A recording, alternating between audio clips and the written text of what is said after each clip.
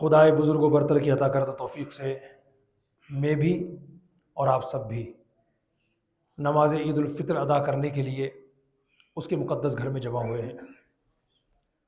ہماری بہت بڑی خوش نصیبی ہے کہ اللہ تعالیٰ نے ہمیں زندگی میں ایک بار پھر ماہ رمضان اور ماہ رمضان کے بعد یوم عید الفطر عطا فرمایا۔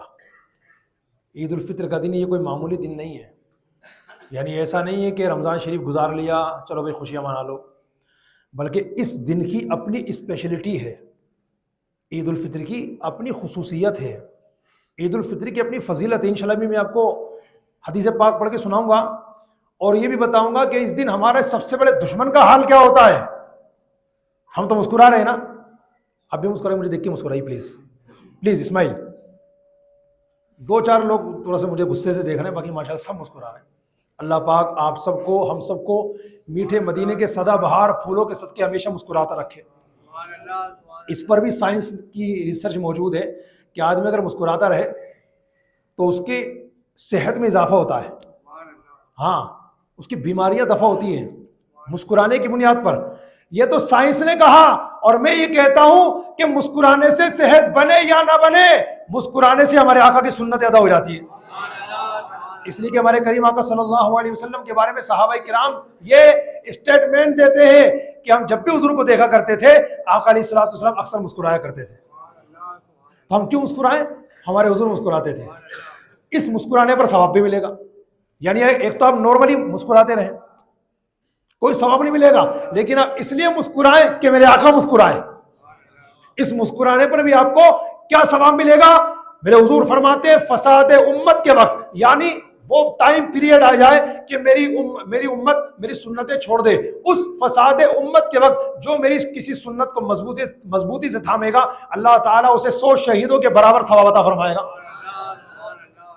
اور ایک حدیث پاک میں ہے من تمسک بسنتی دخل الجنہ، جس نے میری سنت کو مضبوطی سے پکڑ لیا وہ جنت میں داخل ہوگا۔ مسکرانے میں جا کیا رہا بھی بتاؤ مجھے، مسکرانے میں جا کیا رہا ہے؟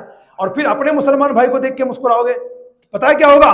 روایت میں آتا ہے اپنے مسلمان بھائی کو دیکھ کر مسکراؤ، اس پر تمہیں صدقے کا ثواب دیا جائے گا۔ الحمدللہ۔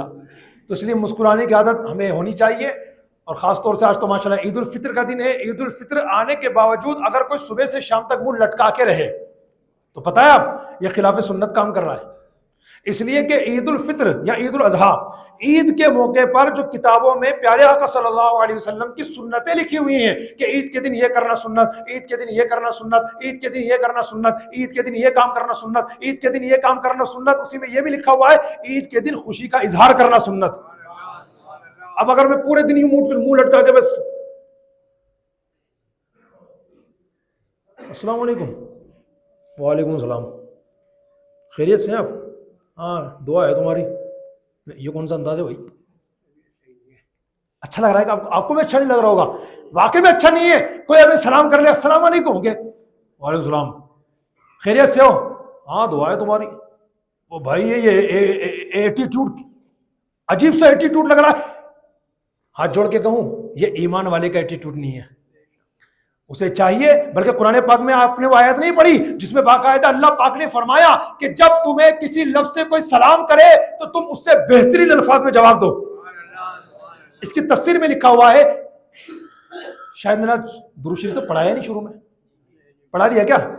اور درود تو ہماری جان ہے، تو یہیں سے کنٹینیو کروں گا انشاءاللہ کہ کوئی ہمیں سلام کرے تو جواب کیسے دینا چاہیے، اس میں بھی خوشی کا اظہار ہوتا ہے، اس کو کنٹینیو کروں گا۔ مگر آئیے پہلے اسی گنبد خضرا میں آرام فرمانے والے آقا مکی مدنی مصطفیٰ جناب احمد مجتبی حضرت محمد الرسول اللہ صلی اللہ علیہ وسلم کی بارگاہ میں درود پڑھوں گا دل کے ساتھ۔ اب آپ کیسے پڑھیں گے وہ آپ جانے، آپ کا کام جانے۔ میں تو اتنا جانتا ہوں کہ دنیا کے کسی بھی خطے میں ہمارے کریم آقا صلی اللہ علیہ وسلم کا کوئی امتی دل سے درود پڑھتا ہے تو میرے امام کہتے ہیں ہم یہاں سے پکارے وہاں وہ سنے، مصطفیٰ کی سماعت پہ لاکھوں سلام، دور و نزدیک کے سننے والے وہ کان کانے لالے کرامت پہ لاکھوں سلام۔ اب آپ کی محبت پہ ڈیپینڈ کرتا ہے آپ کیسے پڑھیں گے۔ الصلاۃ والسلام علیک یا رسول اللہ وعلی آلک واصحابک یا حبیب اللہ، الصلاۃ والسلام علیک یا نبی اللہ وعلی آلک واصحابک یا نور اللہ۔ صلی اللہ تعالی علیہ وسلم نویت سنت الاعتکاف۔ عرض یہ کرنا چاہ رہا تھا کہ عید کے دن جو جو کام کرنا سنت کتابوں میں لکھے ہوئے ہیں ان میں ایک کام ہے خوشی کا اظہار کرنا۔ تو جو بندہ عید آنے کے باوجود صبح سے لے کر دوپہر تک، دوپہر سے لے کر شام تک، شام سے لے کر رات تک خالی منہ لٹکائے رہا، اس نے کسی کا نقصان نہیں کیا، اپنا نقصان کیا، اس لیے کہ اس نے پیارے آقا صلی اللہ علیہ وسلم کی عظیم سنت کو ترک کر دیا۔ اور حضور کی عظیم سنت کیا تھی؟ عید کے دن خوشی کا اظہار کرنا۔ ہم جو نماز کے بعد یہ معانقہ کرتے ہیں، گلے ملتے ہیں، مصافحہ کرتے ہیں، عید مبارک ہو، یہ جو کہتے ہیں، اس میں کیا ہے؟ اس میں بھی سنت کا اظہار ہے، اور سنت کیا ہے؟ خوشی کا اظہار۔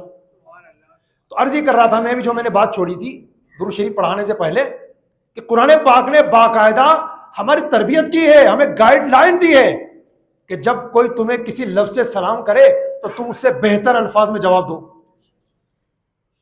یہ سامنے والے مسلمان کا ادب، رسپیکٹ، اس کی تعظیم ہمیں ہمارے دین نے سکھائی ہے۔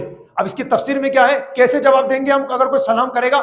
تو تفسیر میں لکھا ہوا ہے نمبر 1، اگر کوئی آپ سے کہے السلام علیکم، آپ جواب میں کہیے وعلیکم السلام ورحمۃ اللہ۔ اگر کوئی آپ کو سلام کرے السلام علیکم ورحمۃ اللہ، تو آپ جواب میں کہیے وعلیکم السلام ورحمۃ اللہ وبرکاتہ۔ اگر کوئی آپ کو سلام کہے السلام علیکم ورحمۃ اللہ وبرکاتہ، تو آپ جواب میں کہیے وعلیکم السلام ورحمۃ اللہ وبرکاتہ۔ یہاں رک کر کے مسئلہ بتا دوں، امام اہل سنت اعلیٰ حضرت رحمۃ اللہ علیہ فتاوی رضویہ میں فرماتے ہیں وبرکاتہ کے بعد کوئی سلام اور جواب نہیں ہے۔ جسے ہم لوگ بڑھا دیتے ہیں نا، السلام علیکم ورحمۃ اللہ وبرکاتہ ومغفرۃ، اور پتہ نہیں کیا کیا بول دیتے ہیں۔ کچھ تو معاذ اللہ ہر چیز کا جیسے نا مذاق بناتے ہیں، کچھ کامیڈین ہمارے یہاں پر قوم میں ایسے بھی ہیں، اور پھر قوم برباد ہوتی ہے تو کہتے ہیں یار پتہ نہیں کیا ہو گیا۔ تو ایسے لوگوں کی وجہ سے بھی قوم مسلم برباد ہو رہی ہے، ایسی مقدس چیزوں کو مذاق بناتے ہیں۔ فار ایگزامپل السلام علیکم تو کہتے ہیں وعلیکم السلام ورحمۃ اللہ وبرکاتہ ومغفرۃ وجنت الحرام وجنت المقام ودوزخ الحرام، تمہارے بچے ہمارے غلام۔ کیا مذاق بس یہی چیز ملی تھی کیا؟ جس نے سلام کوئی نہیں چھوڑا یار، جس نے سلام کوئی نہیں چھوڑا، مذاق اس کا بھی بنا ڈالا، تو جو سلام یعنی سلامتی ہے، سلامتی کا بھی مذاق بنا ڈالے، وہ کیسے سلامت رہ سکتا ہے؟ تو اس لیے عرض یہ کر رہا تھا، عید الفطر کا دن یہ کوئی معمولی دن نہیں ہے، بلکہ بڑی برکتوں والا دن ہے۔ اللہ تعالیٰ نے اپنے سلیکٹڈ بندوں کو ماہ رمضان عطا کیا۔ سلیکٹڈ میں نے اس لیے کہا دو وجہوں سے، ایک تو بہت سارے مسلمان وہ تھے جو گزشتہ سال ہمارے ساتھ موجود تھے، رمضان انہوں نے ہمارے ساتھ کیا تھا، سحری ہمارے ساتھ کی تھی، افطار ہمارے ساتھ کیا تھا، لیکن آج وہ ہمارے ساتھ نہیں ہے، تو اس لیے ہم لوگ ہوئے سلیکٹڈ۔ اور دوسری وجہ سے میں نے سلیکٹڈ اس لیے کہا کہ اس دنیا کے اندر مسلمان عاقل بالغ بہت سارے موجود ہیں، مگر ان میں بھی بہت سارے مسلمان معاذ اللہ وہ ہیں جو فرض ہونے کے باوجود روزہ نہیں رکھتے ہیں، چھوٹی چھوٹی بیماریوں کا بہانہ بنا دیتے ہیں۔ تو رمضان اللہ تعالیٰ نے اپنے خوش نصیب بندوں کو عطا فرمایا، اور پھر رمضان کے بعد یہ عید الفطر، جس نے ایک روزہ نہیں رکھا وہ بھی عید الفطر کے دن اچھے کپڑے پہن کے سینہ چوڑا کر کے پہلوانوں کی طرح جھومتا ہوا چل رہا ہے، ارے بھائی عید مبارک ہو، بھائی عید مبارک ہو۔ اسے یہ پتا ہونا چاہیے یہ جسے عید ملی ہے نا، یہ روزے داروں کا صدقہ ہے۔ ہاں، جس نے روزے ہی نہیں رکھے اسے تو ماتم کرنا چاہیے، اس لیے کہ عید کا دن اس کے لیے جس نے روزے رکھے اور اللہ نے اس کے روزے قبول فرما لیے۔ کیا آپ نے وہ روایت نہیں سنی؟ اسلام اور مسلمانوں کے دوسرے خلیفہ حضرت سیدنا عمر بن خطاب رضی اللہ تعالیٰ عنہ عید کے دن اپنے گھر میں رو رہے تھے، اندر سے دروازہ بند تھا، کنڈی لگا رکھی تھی، اور زاروں کتار رو رہے تھے۔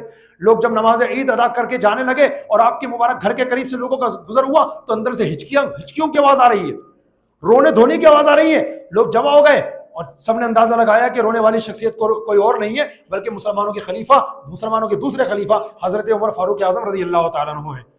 جب یہ سلسلہ رونے کا بڑھتا چلا گیا اور آپ چپ نہیں ہو رہے تھے تو لوگوں نے سلام کر کے کہا حضور بات کیا ہے؟ آج تو عید کا دن ہے ماشاءاللہ، یہ رونے کا دن تھوڑی حضرت، یہ تو خوشی منانے کا دن ہے۔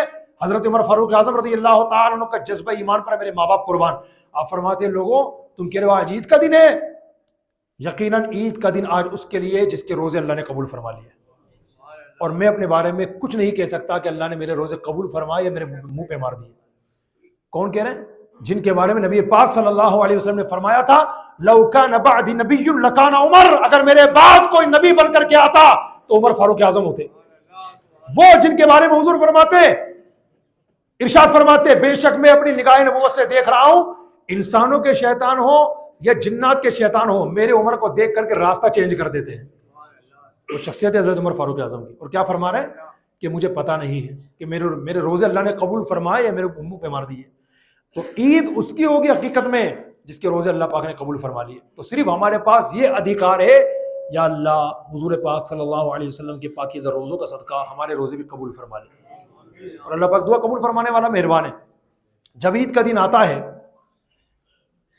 جب عید کی چاند رات ہے، حدیث پاک شروع سے سنا رہا ہوں، میں نے کہا تھا نا عید کا دن کوئی معمولی دن نہیں ہے بلکہ برکتوں والا دن ہے. اور کیسا؟ تو دو روایت سنیے. پہلی، جب عید کی چاند رات آتی ہے تو اسے روایت میں لیلۃ الجائزہ کا نام دیا گیا، انعام ملنے کی رات جو بھی گزری ہے.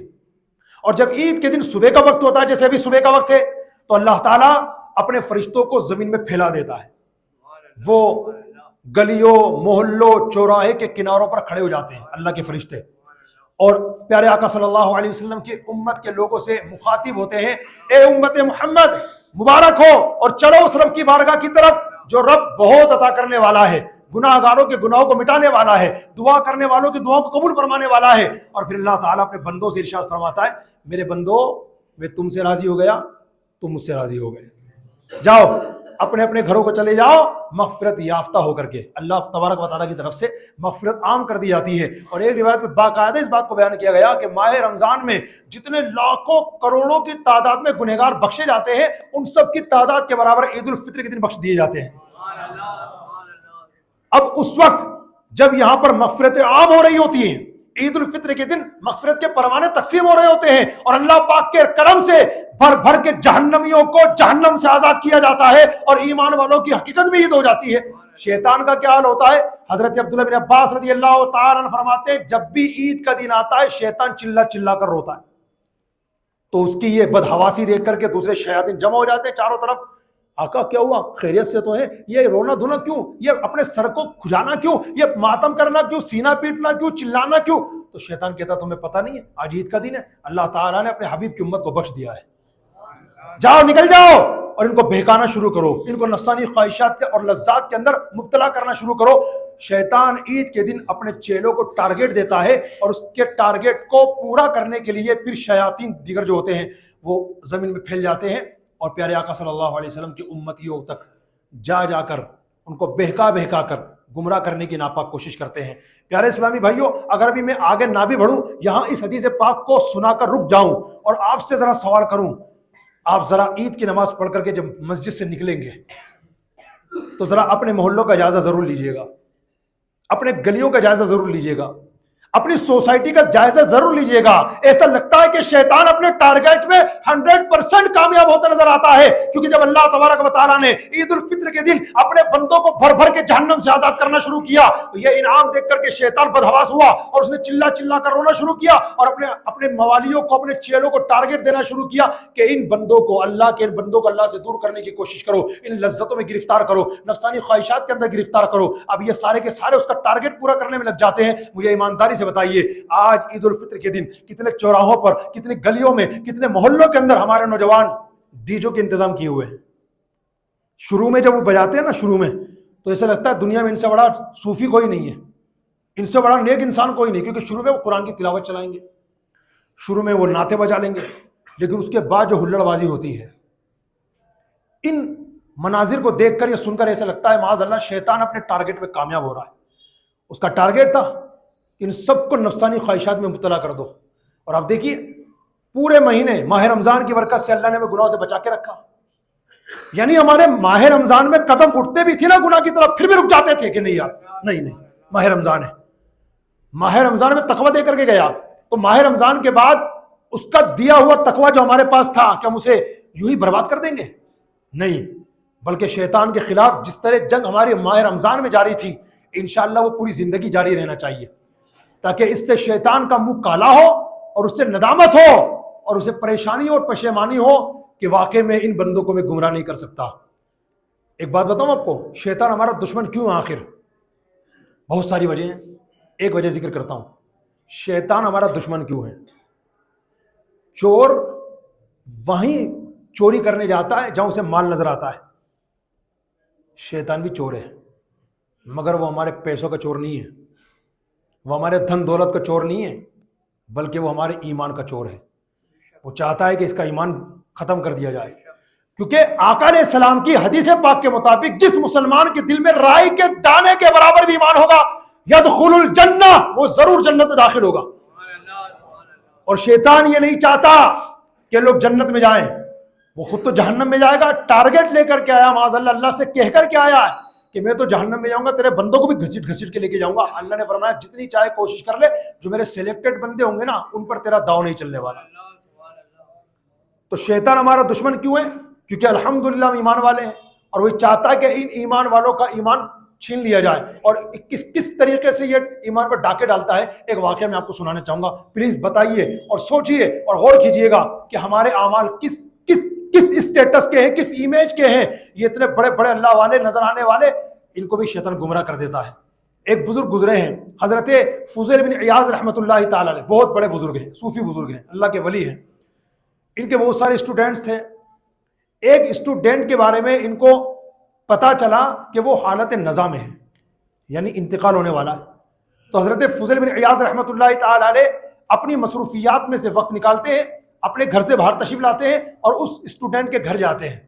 جب جا کر دیکھتے ہیں نا تو واقعے میں وہ قریب المرگ تھا۔ حضرت فضیل بن عیاض رحمۃ اللہ تعالی علیہ اپنے اس ہونہار اسٹوڈنٹ کے پاس جا کر بیٹھ جاتے ہیں۔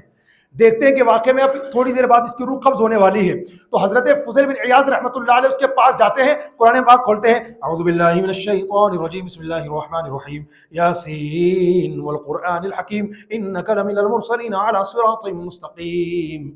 بند کرو بند کرو بند کرو۔ وہ چلاتا ہے، اسٹوڈنٹ غصہ کرتا ہے، بند کرو، مجھے نہیں سننا، مجھے نہیں سننا۔ حضرت فضیل بن عیاض رحمۃ اللہ علیہ گھبرا جاتے ہیں، ارے اللہ کا کلام سننے کو تیار نہیں۔ خیر قرآن شریف بند کر دیتے ہیں آپ، اس کے بعد اسے کلمہ شریف کی تلقین کرتے ہیں، کلمہ شریف کی تلقین کرتے ہیں۔ یہاں رک کر کے ایک مسئلہ بتا دوں پیارے اسلامی بھائیو، یاد رکھنا، ہمارے سامنے کوئی بھی شخص قریب المرگ ہو، بس دنیا سے جانے والا ہو، تو ہمارے یہاں پر کلمے کی تلقین کی جاتی ہے۔ بالکل کرنا چاہیے، بالکل حدیث پاک میں اس کی تلقین ہے کہ کلمے کی تلقین کی جائے، لیکن غلط طریقہ ہمارے یہاں پر یہ رائج ہوتا ہے کہ باقاعدہ ہم اس دنیا سے جانے والے کو کہتے ہیں پڑھو پڑھو، ہاں پڑھو لا الہ الا اللہ، پڑھو پڑھو۔ یہ غلط طریقہ ہے، اسلام اس سے منع کرتا ہے کہ کوئی شخص دنیا سے جانے کی تیاری میں ہو، یعنی قریب المرگ ہو اور مرض الموت میں مبتلا ہو، اور آپ اس سے کہیں پڑھو پڑھو پڑھو کلمہ پڑھو پڑھو، نہیں کہو مت اس سے پڑھو، بلکہ آپ خود اس کے سامنے پڑھو۔ آپ کو دیکھ کر انشاءاللہ وہ خود بھی پڑھے گا، ورنہ اگر آپ نے یوں کہا نا کہ پڑھو پڑھو پڑھو اور اللہ نہ کرے موت کی سختیوں کی وجہ سے اس نے کلمے کا انکاری کر دیا، ذمہ دار کون ہوگا؟ تو اس لیے تلقین کرنے کا یہ طریقہ نہیں جو آج پبلک کر رہی ہے، پڑھو پڑھو ہاں پڑھو پڑھو، نہیں، آپ خود اس کے سامنے بار بار کلمہ پڑھو، بار بار خود پڑھو، انشاءاللہ آپ کو دیکھ کر اسے بھی اللہ پاک کلمہ یاد دلا دے گا، اور انشاءاللہ وہ بھی کلمہ پڑھ کے دنیا سے جائے گا۔ اور ہمارے حضور علیہ السلام نے ارشاد فرمایا، من آخر کلامہ لا الہ الا اللہ دخل الجنہ، جس کا آخری کلام لا الہ الا اللہ ہوگا وہ جنت میں داخل ہوگا۔ اب حضرت فضیل بن عیاض رحمۃ اللہ علیہ اپنے اس ہونہار شاگرد کو، اسٹوڈنٹ کو کلمے کی تلقین کرنے لگے، اس کے سامنے اب بار بار کلمہ شریف پڑھنے لگے تو اس نے وہ بھی منع کر دیا۔ پتہ ہے کیا الفاظ تھے اس کے؟ وہ کہنے لگا ارے کلمہ پڑھنا بند کرو، میں کلمہ نہیں پڑھوں گا، میں اس سے بیزار ہوں۔ ڈسکنیکٹ، تعلق ہی ختم کر ڈالا۔ حضرت فضیل بن عیاض رحمۃ اللہ تعالی کے آگے پھٹی کی پھٹی رہ گئی، اور اسی دوران اس شاگرد کا انتقال ہو گیا۔ حضرت فضیل بن عیاض رحمۃ اللہ تعالی علیہ کو اپنے اس شاگرد کے برے خاتمے کا اتنا صدمہ ہوا، 40 ڈیز 40 دن تک گھر میں بیٹھے روتے رہے، باہر نہیں نکلے، کیونکہ بڑا آپ کے اسٹوڈنٹس میں وہ بڑا بیسٹ اسٹوڈنٹ تھا، قریب بیٹھتا تھا، اور بڑا وہ ذہین و فطین تھا، مائنڈیڈ تھا، لیکن کلمہ پڑھے بغیر گیا۔ کلمہ پڑھے بغیر کیسے گیا؟ کلمے کا انکاری کر دیا کہ میں یہ کلمہ نہیں پڑھوں گا، میں اس سے بیزار ہوں، ڈسکنیکٹ۔ استغفر اللہ۔ 40 دن تک حضرت فضیل بن عیاض رحمۃ اللہ تعالی علیہ اس غم میں پریشان رہے، ٹینشن میں رہے، 40 دن تک گھر سے باہر نہیں نکلے۔ 40 دن گزرنے کے بعد جو رات آئی اس میں آپ نے خواب دیکھا کہ آپ کے شاگرد کو فرشتے گھسیٹ کے جہنم کی طرف لے کے جا رہے ہیں۔ تو آپ نے فرمایا میرے بیٹے یہ تیرا برا انجام ہوا کیسے؟ میرے اسٹوڈنٹس میں تو تیرا بڑا اچھا اسٹیٹس تھا، یہ تو برا خاتمہ تیرا کیسا ہو گیا؟ اب اس کا ریپلائی سنی پلیز۔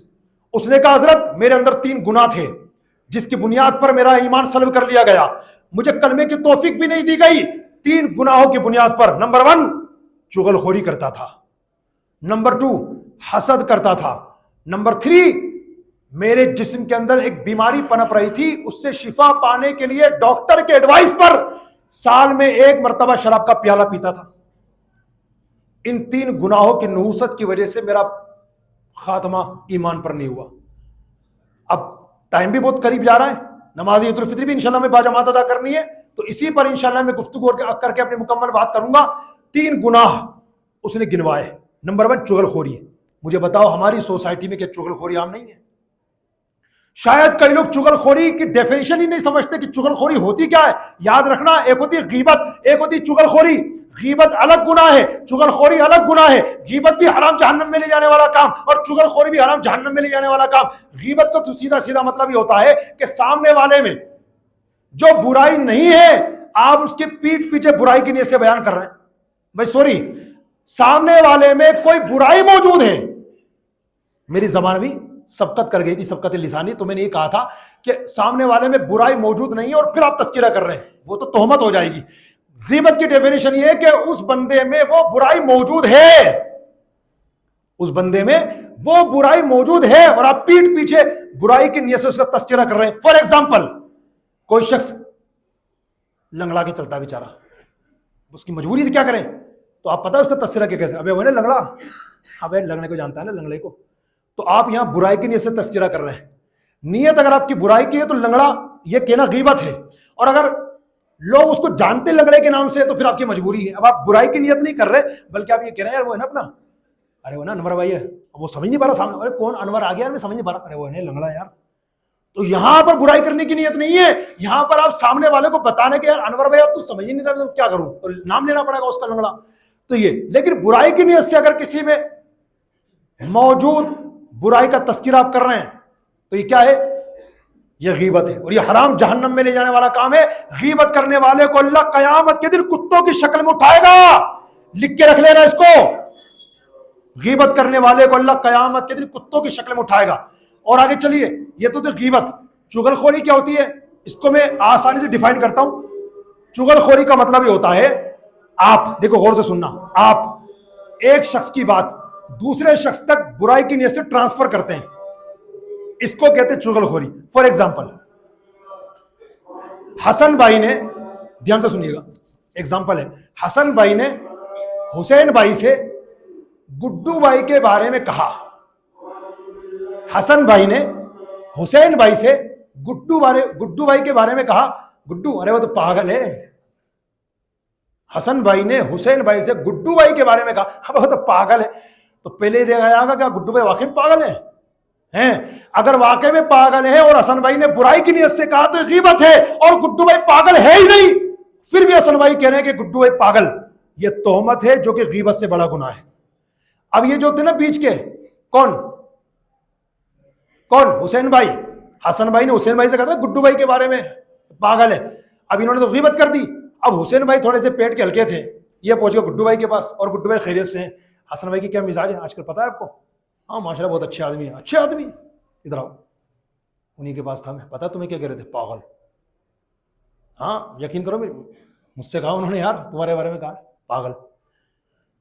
حسن نے گڈو کی حسین سے غیبت کی، اور حسین نے گڈو کے پاس جا کے چغل خوری کر دی۔ آپ کچھ فرق سمجھے غیبت اور چغل خوری کا؟ غیبت الگ گناہ ہے، چغل خوری الگ گناہ ہے۔ اور غیبت کے بارے میں بھی میں نے حدیث شریف پڑھ کے بتائی، امیر اہل سنت نے اس حدیث پاک کو غیبت کی تباہ کاریہ جو کتاب ہے اس میں لکھا ہے کہ غیبت کرنے والوں کو اللہ قیامت کے دن کتے کی شکل میں اٹھائے گا۔ اور چغل خوری کے بارے میں حدیث پاک سیاہ ستہ کی موجود ہے، حضور نے فرمایا لا يدخل الجنت قطات، چغل خور جنت میں نہیں جائے گا۔ تو اتنے بڑے ولی کا اسٹوڈنٹ، اتنے بڑے ولی کے پاس بیٹھ کر علم دین سیکھنے والا، اندازہ لگا سکتے ہیں کیا کتنا بڑا اس کا اسٹیٹس ہوگا؟ لیکن کفر کی موت ایمان پر خاتمہ نہیں ہوا، برا خاتمہ ہوا۔ کیوں؟ 3 گناہوں کی وجہ سے، خود اس نے بتایا۔ ایک تو چغل خوری، دوسری حسد۔ یہ حسد کی بیماری کتنی خطرناک ہماری سوسائٹی میں پنپ رہی ہے، بھائی بھائی سے حسد کر رہا ہے یار۔ حسد مطلب جیلیسی، جلن رکھنا، میرا بھائی ترقی کر رہا ہے، اللہ نے اس کو دو مکان اور دلوا دی ہے تو میں جل بھن کے کباب بن رہا ہوں۔ حسد کرنے سے اچھا ہوگا کیا کہ اللہ نے اس کو جو 2 مکان عطا کر دیے، کیا وہ مکان ختم ہو جائیں گے؟ کیا زلزلہ آ جائے گا کیا؟ بزرگ فرماتے حسد کرنے والا اتنا بڑا کمینہ آدمی ہے، اتنا بڑا کمینہ آدمی کہ یہ اس سے حسد نہیں کر رہا، اللہ سے حسد کر رہا ہے۔ کیوں؟ سامنے والے کو نعمت دے کون رہا ہے؟ اس کا باپ دے رہا ہے کیا؟ کون دے رہا ہے؟ اللہ۔ تو سامنے والے کو مال دیا اللہ نے، سامنے والے کو پلاٹ دیا اللہ نے، سامنے والے کو اسٹیٹس دیا اللہ نے، سامنے والے کو جو ہے پروموشن دیا اللہ نے، یہ جل بھن کے کباب بن رہا ہے۔ یار کتنی دولت آ رہی ہے اس کے پاس، یار اللہ کرے برباد ہو جائے، مجھے مل جائے۔ حسد کرنے والے کے بارے میں اسی کتاب میں لکھا ہے، حسد کرنے والے کو اللہ قیامت کے دن سور کی شکل میں اٹھائے گا۔ اسی کتاب میں 3 باتیں ایک ساتھ امیر علیہ سنت نے لکھی ہیں۔ نمبر 1، غیبت کرنے والے کو اللہ قیامت کے دن کتے کی شکل میں اٹھائے گا، حسد کرنے والے کو اللہ قیامت کے دن سور کی شکل میں اٹھائے گا، اور جھوٹ بولنے والے کو اللہ قیامت کے دن بندر کی شکل میں اٹھائے گا۔ یہ گناہ ہماری سوسائٹی میں ہے کہ نہیں ہے؟ اور بڑی ترقی کے ساتھ ہیں۔ تو اللہ مجھے بھی حضور کے صدقے میں بچنے کی توفیق دے، آپ کو بھی بچائے۔ تو آج عید الفطر کا دن ہے، ایک دوسرے سے گلے ملیے۔ بلکہ میں تو کیا کہتا ہوں پتہ ہے، اگر کسی سے کبھی دل آزاری ہو بیٹھی ہو نا، گلے مل لو، ختم کرو بات۔ عید کا دن ہے، حسد کر رہے ہیں، ختم کرو۔ بلکہ ایک روایت مجھے یاد ہے، آخر میں عرض کر دوں، یہ جو حسد کے مارے لوگ ہوتے ہیں نا، اور وہ برباد ہو جائے، اتنی دولت آ گئی، اللہ اس کو برباد کرے، مجھے عطا کر دے، اس طرح کی بد دعا سے ہونے والا کچھ بھی نہیں ہے، کیونکہ اللہ اس کو نواز رہا ہے۔ آپ کس طرح کی بد دعا سے اسے کوئی نقصان نہیں ہوگا۔ بلکہ ایک حدیث پاک پڑھ کے سنا دوں، اسی کتاب میں یہ بات بھی لکھی ہوئی ہے، حدیث پاک، کہ جب کوئی مسلمان، دل کی توجہ سے سننا انشاءاللہ مزہ آ جائے گا، کوئی مسلمان اپنے مسلمان بھائی کی غیر موجودگی میں اس کے حق میں دعا کرتا ہے تو فرشتہ اللہ سے کہتا ہے مولا اسے بعد میں یہ نعمت پہلے اسی کو عطا کر دے۔ مثال کے طور پر ہمارے مؤذن صاحب بیٹھے ہوئے ہیں، سعید بھائی، میں نے اللہ کی بارگاہ میں عرض کی، یہ میرے سامنے موجود نہیں تھے، غیر موجودگی میں نے اللہ سے، کیونکہ جب آپ کسی کی غیر موجودگی میں دعا کریں گے نا، اس میں ریاکاری نہیں ہوگی۔ آپ کسی کے منہ پہ دعا کریں گے اللہ ہمارے اختر بھائی کو مدینہ دکھا دے، تو ہو سکتا ہے اس کے اندر آپ کی ریاکاری ہو کہ آپ اختر بھائی کے سامنے دعا کر رہے ہیں تو اختر بھائی کو خوش کرنے کے لیے کر رہا ہوں، تلوے چاٹ رہے ہوں، چاپلوسی کر رہا ہوں، لیکن جب اختر بھائی آپ کے سامنے موجود نہیں ہے اور آپ کہیں اللہ ہمارے اختر بھائی کو مدینہ دکھا دے، مجھے ایمانداری بتاؤ کہ اس دعا کے اندر ریاکاری ہے کیا؟ تو حدیث پاک میں آتا ہے جب کوئی مسلمان اپنے کسی مسلمان بھائی کی غیر موجودگی میں اس کے لیے دعا کرتا ہے تو فرشتہ اللہ سے عرض کرتا مولا یہ نعمت اسے بعد میں پہلے اسی کو عطا کر دے۔ فار ایگزامپل میں نے سعید بھائی کے لیے دعا کی، یا اللہ ہمارے سعید بھائی کو مدینہ دکھا دے، کہیے آمین۔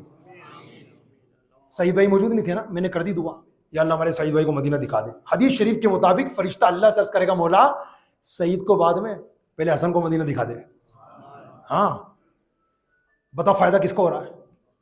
تو یہ کیوں اپنے مسلمان بھائیوں سے حسد کرنا، جلن رکھنا، ڈیگریڈ کرنا، ذلیل کرنا، طرح طرح کے نام رکھنا، برے برے نام رکھنا، چڑانا، گندی بات، یہ مسلمانوں کا نہیں ہے، یہ غیر مسلموں کا کام ہے۔ سو پلیز آج ہم ایک بار پھر توبہ کرتے ہیں، ماہ رمضان تو چلا گیا لیکن ماہ رمضان میں جن نیکیوں کا الحمدللہ ہم نے دامن مضبوطی سے تھاما، آج بھی انشاءاللہ اس دامن کو تھام کے رکھیں گے اور انشاءاللہ مرتے دم تک نیکیوں پر انشاءاللہ نیکیاں کرتے رہیں گے۔ اللہ پاک ہم سب کو کہنے سننے سے زیادہ عمل کی توفیق عطا فرمائے۔